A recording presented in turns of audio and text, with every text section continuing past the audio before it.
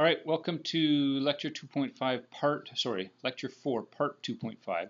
And really what this is as I had to look at the original lecture, I thought maybe I didn't do a good enough job of explaining why we're doing all this stuff, right? So what the purpose is of this production report, why we go through the headache and the exercise, and what it's trying to tell us. So um, what we're trying to arrive at the end of the day is this number here, right? The cost per equivalent unit.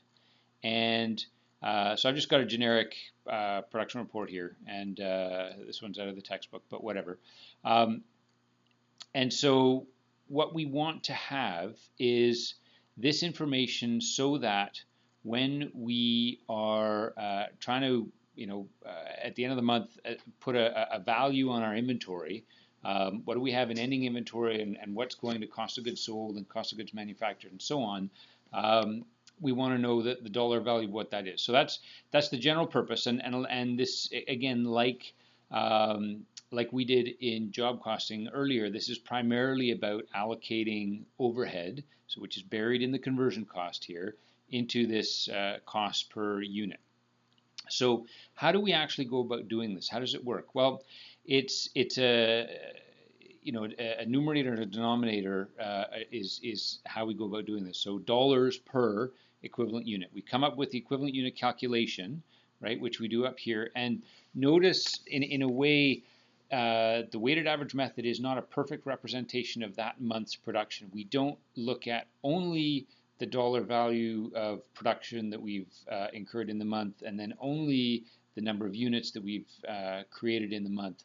We make a simplifying assumption, which makes it easier for us to calculate, but it makes the calculation itself not exactly perfect. But the thing is, we're doing the same thing to the numerator and the denominator. The overall effect is negligible, and that's why it's acceptable to do that. So what we're doing when we when we calculate out based on the weighted average method, we assume that when we start each period, that there is no beginning inventory that is partially produced, which is a simplifying assumption. It's obviously false, but we assume that all the work that goes into finishing our beginning inventory is incurred in the month, and that it's equivalent to starting it from scratch. So you'll notice we don't look at what proportion of finishing the beginning work in process inventory happens in this month versus what happened last month. We assume it all happened this month, both for the quantities and for the dollars. And because, again, we're talking about a fraction, as long as we treat the numerator and the denominator exactly the same way, the difference is going to be relatively minor and negligible. So if that was a bit of a source of confusion to some of you who are maybe thinking about this, hopefully this has kind of cleared it up. At the end of the day, though, what are we trying to do?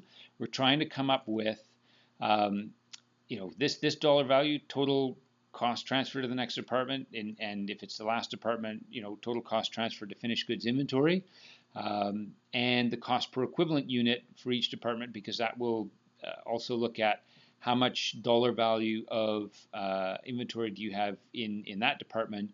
Add it all up, and there's your work in process inventory for the period as well, for not the period, but the at any particular point in time.